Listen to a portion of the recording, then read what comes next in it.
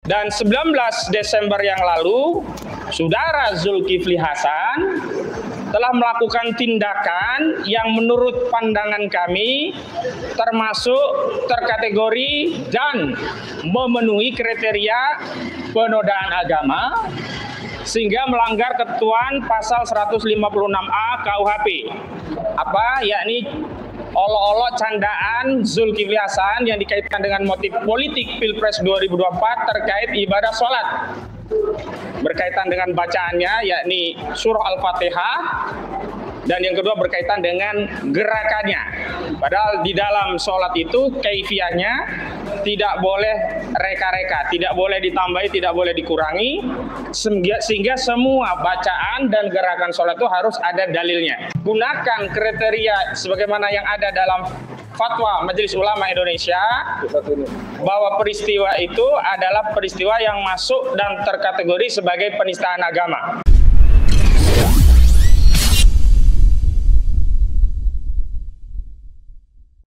Hari ini sekali lagi kita luruskan niat, karena Nabi SAW bersabda, innamal a'malu binniyat wa innamal likulli imri'in ma nawa. Jadi segala amal manusia, perbuatan kita itu bergantung kepada niatnya.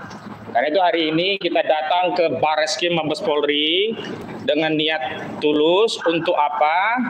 Untuk menjaga kemurnian akidah Islam, untuk menjaga kesucian agama Islam, untuk menjaga akidah umat agar jangan ada persepsi bahwa urusan agama itu boleh dibuat main-main. Agar jangan sampai ada keyakinan yang menyatakan bahwa ibadah dalam umat Islam itu boleh dibuat canda-candaan. Dan hari ini kita datang ke Bareskrim Mabes Polri juga dalam rangka untuk memenuhi kewajiban yang sifatnya kifayah. Apa itu kewajiban kifayah? Kewajiban yang hanya akan gugur manakala ada yang melaksanakannya. Dan hari ini kita ketahui bahwa ada proses yang kita gunakan kriteria sebagaimana yang ada dalam Fatwa Majelis Ulama Indonesia bahwa peristiwa itu adalah peristiwa yang masuk dan terkategori sebagai penistaan agama. Karena tahun 2021 yang lalu Komisi Fatwa MUI telah mengeluarkan fatwa tentang kriteria penodaan agama. Dan 19 Desember yang lalu, Saudara Zulkifli Hasan telah melakukan tindakan yang menurut pandangan kami termasuk terkategori dan memenuhi kriteria penodaan agama sehingga melanggar ketentuan pasal 156A KUHP. Yakni olok-olok candaan Zulkifli Hasan yang dikaitkan dengan motif politik Pilpres 2024 terkait ibadah sholat. Berkaitan dengan bacaannya yakni surah Al-Fatihah, dan yang kedua berkaitan dengan gerakannya. Padahal di dalam sholat itu kaifiahnya tidak boleh reka-reka, tidak boleh ditambahi, tidak boleh dikurangi, sehingga semua bacaan dan gerakan sholat itu harus ada dalilnya. Dan hari ini ternyata kita harus menelan pil pahit.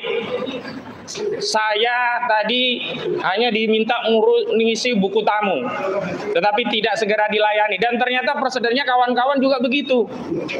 Tidak diterima LP-nya, bahkan lama, nanti ada ceritanya dari pagi sampai sore dibiarkan, ujung-ujungnya hanya disarankan untuk ke Dumas. Kalau ke Dumas itu keranjang sampah. Karena kita ini mau menegakkan hukum, mau buat LP, bukan mau curhat ke kepolisian.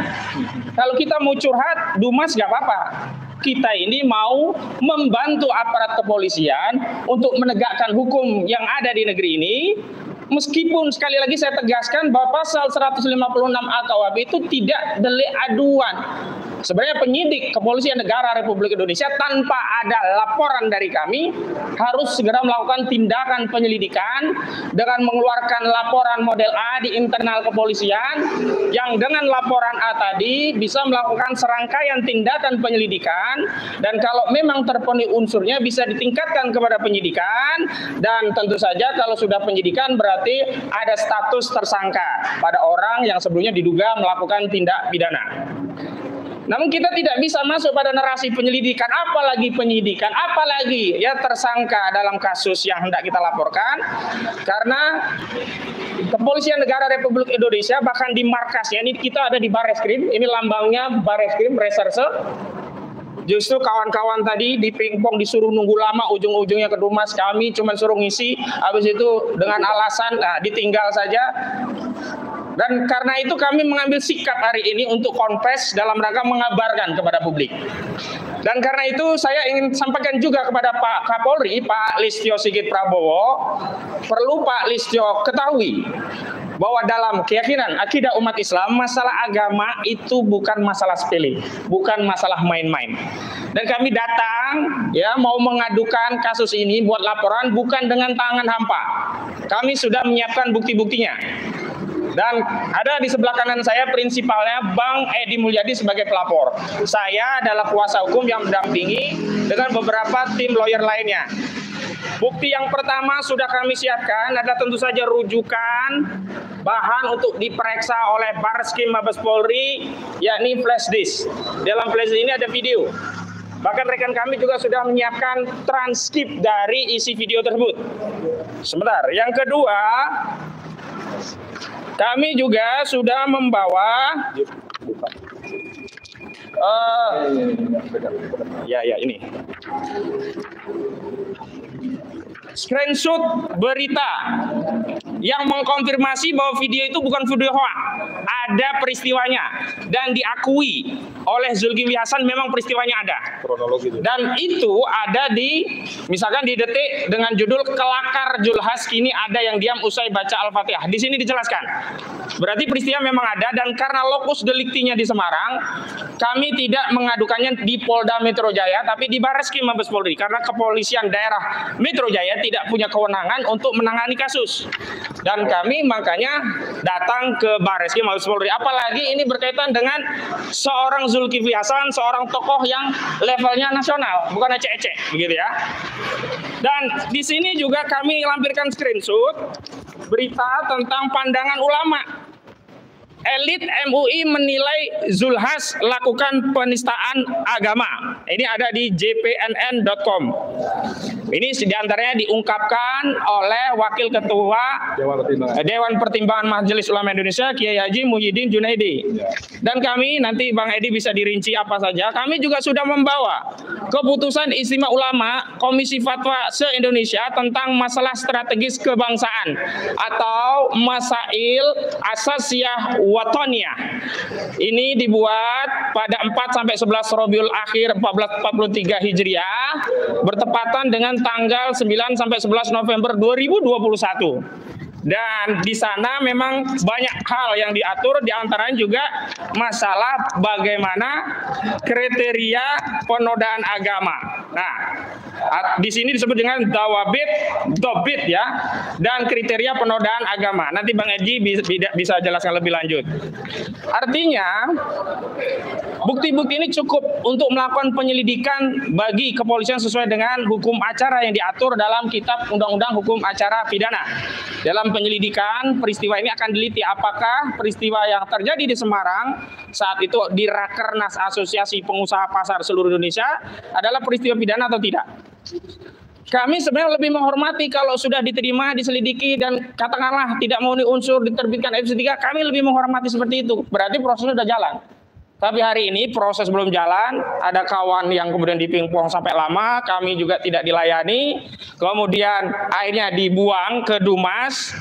Kalau laporan masuk ke Dumas itu laporan keranjang sampah, karena tidak akan ditindaklanjuti secara pro justisia. Dan itu teknik untuk menolak, seolah-olah pelapor sudah senang ada diterima di Dumas, padahal itu laporan dianggap keranjang sampah. Karena Dumas itu tidak punya kekuatan pro justisia. Tidak bisa atau tidak ada kewajiban bagi penyidik untuk melakukan penyelidikan atau penyidikan lebih lanjut. Nah, dalam kesempatan kali ini saya ingin tegaskan bahwa ukuran kita menilai suatu tindakan itu apakah terkategori penistaan atau tidak bukan pernyataan tokoh. Dan satu tindakan itu menjadi baik atau buruk bukan juga mengikuti tokoh. Kita kembalikan kepada dalil Al-Quran dan As-Sunnah. Dan sudah banyak beredar di WhatsApp ya, di berbagai grup tentang haramnya menjadikan ibadah umat Islam agama kita ini sebagai candaan. Dan juga As-Sunnah mengatur hal itu. Bahkan ulama juga banyak yang sudah berpendapat ya, orang yang menjadikan agamanya olok-olok itu bisa membatalkan akidah Islamnya, bisa murtad. Karena itu kami membuat laporan itu tujuannya dua. Pertama, kepada saudara Zulkifli Hasan agar bisa menginsyafi kesalahan dan segera bertobat, minta ampun kepada Allah, agar tetap ya menjadi umatnya Rasulullah SAW. Karena ibadah sholat ini yang bawa adalah Kanjeng Nabi, Isra Mi'raj langsung ya. Yang kedua, kita memberikan efek pencegahan kepada masyarakat agar tidak gampang ya melakukan tindakan olok-olok bercanda urusan agama. Kalau mau roasting, mau bercanda, silakan capres-cawapres itu di roasting habis-habisan. Mau pakai asam sulfat ya, mau pakai magnesium, intan, mangan, silakan. Tapi jangan coba-coba membuat candaan terhadap agama Allah, agama Islam.